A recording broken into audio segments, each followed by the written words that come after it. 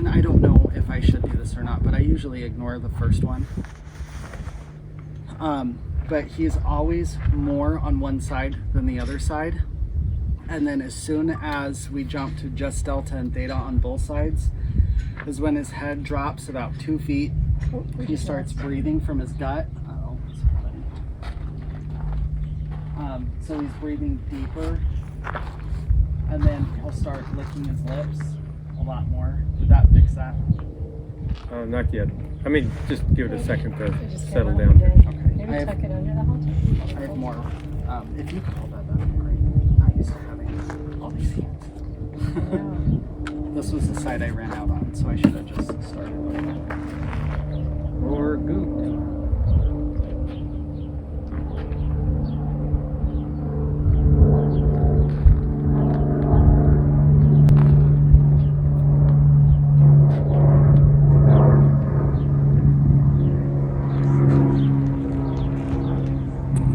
when they're chewing. These are all like signs that his body is starting to shift and just relax. He will sometimes borderline wheeze, where he'll breathe, and I describe it as not from the chest. He'll breathe from like his hind end, and it will come out almost like he's burping or wheezing. And then he'll rest a leg, and then his whole body will just like slouch. And then that's when I go, okay, you've given me enough signs that something is on, and I turn it off. Does he do a full-on yawn? Mm-hmm. Sometimes he will. And the eye roll He'll too? eat air sometimes. But like this eye that I'm looking at over here is starting to like really get heavy, and his eyelids are starting to close. Side too. Usually when their ears are split, one's back and one's forward, that means that they're kind of thinking about something. When they're just kind of where they are right now, he's relaxed. When they're forward, then he's looking like his attention is on something, and then when they're flat against his neck is when he's mad. So it's kind of like how a dog moves their tail. The lower lip is dropping here too. So we're into the third one. I didn't wait a long time between. And with horses, and I don't know why I'm different with horses, but I don't wait very long at all with them. I kind of just give it like, okay, it's been 20 seconds, and then I hit it again. And then I kind of baby people. Go to sleep. Don't go to sleep. And then one time with him, and it's only happened with one other horse, I call it the drunk walk, where like when I'm leading them back, they'll kind of like be a little bit unsteady for a minute, and then they'll kind of wake back up, and then they're fine. The other thing that I've looked at a lot is the amount of water that they drink afterwards, and most of them will just immediately start drinking water as soon as they see it, and then they'll drink way more than they usually do the day of receiving the treatment.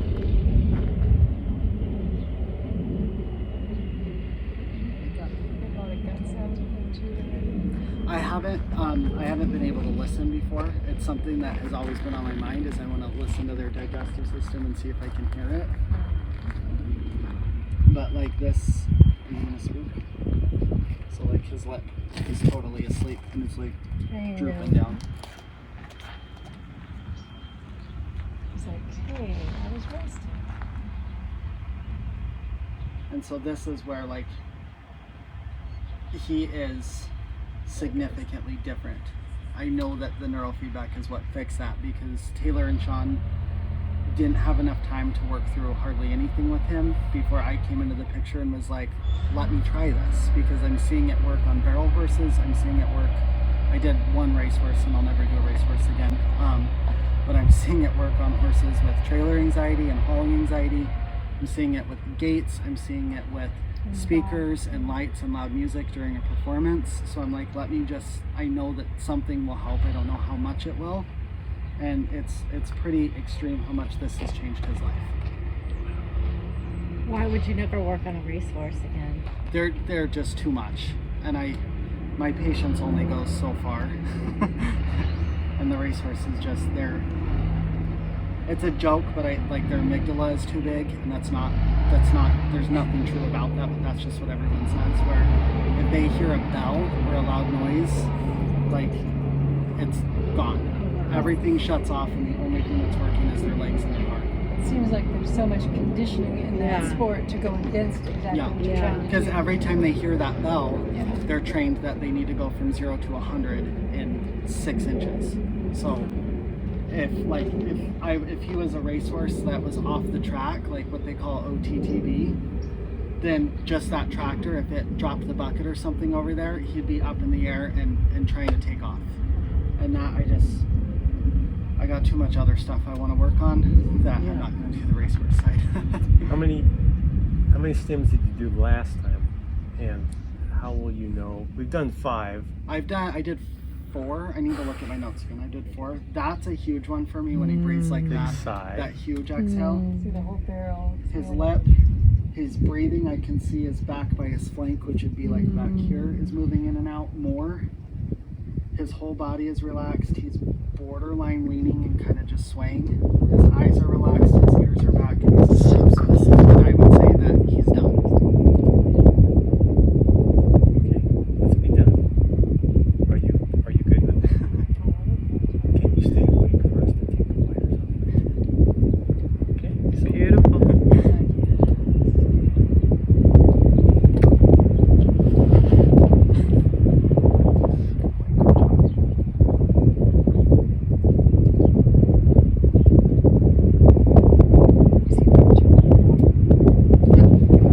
He was a rope horse. I blame the Yellowstone show for what happened to him, because that's basically who that guy was he watched enough episodes of Yellowstone and wanted to be like a rancher cowboy thing. So he bought a really nice rope horse and aggressive treatments. Dog bark. I almost think that every rope horse is fast. I feel like those are all the same horse. Thank you. Yeah, he's so calm. I mean, he was pretty calm before, but you can tell he's like gonna take. Is he gonna sleep now? You think? Or Probably. yeah. But it's almost like, have you ever done one of those like saltwater float tanks? Yeah. So that is how I feel like he is feeling right now, where you come out and like your muscles are just so like loose and tender that it's almost like hard to keep your balance and you just want to lay down. And that's how he is almost every time. So we did 5, but the first one the wire was off. But it doesn't. Sometimes it doesn't just matter. Mhm. You have one side working, it's working. Well, so when you say to do 3, are you saying to just run like channel A and put it like here Yeah. and here? Yeah. And then the then ground don't wire. worry about moving it? Yeah, just a ground wire somewhere. Yeah. Okay.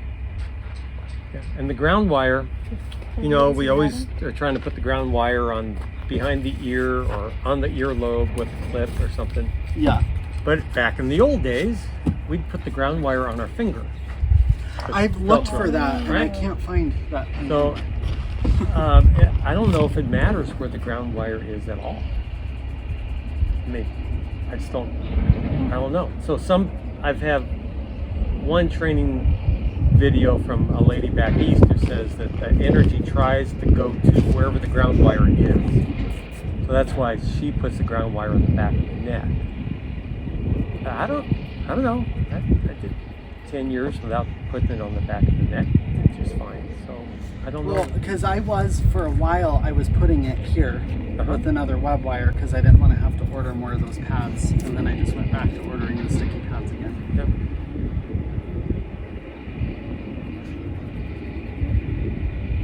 Way to go. I think that was my nurse's favorite part. Well, here and here on the swirl, Yeah. and that's also kind of an old lifestyle, but that's the start of the large intestine meridian point. Meridian, yeah. So that's where all digestion starts, is right here. So Dr. Doug, as you were watching, what did you see in terms of what was actually happening? No, I wasn't getting it off of this. Oh yeah, you were looking more at... You know, a lot of people do. It's like, oh, there's a change in delta activity, Yeah. or there's a change in amplitude, or change in whatever. I'm watching that.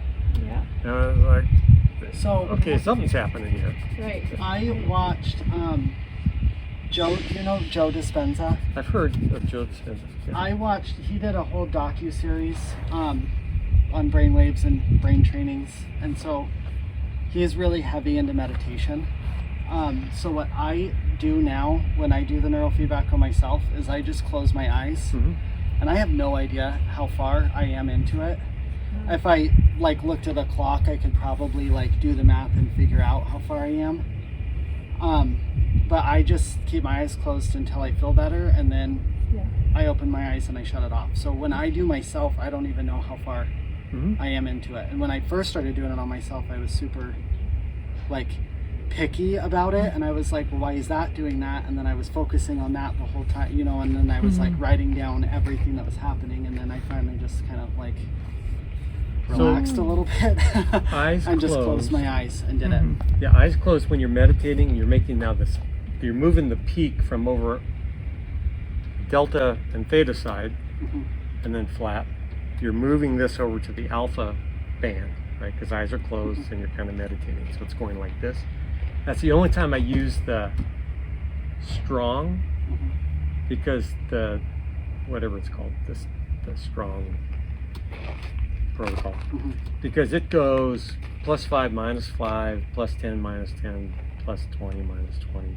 So the only place I can find where it's effective doing that kind of a protocol would be in an alpha peak here, because then you have a minus area to work with over here. Because isn't it like if it goes to like -15, but it's only at 5, then it's just off? It's isn't off. It? Okay. Yeah.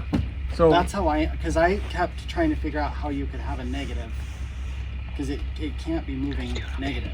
yeah. So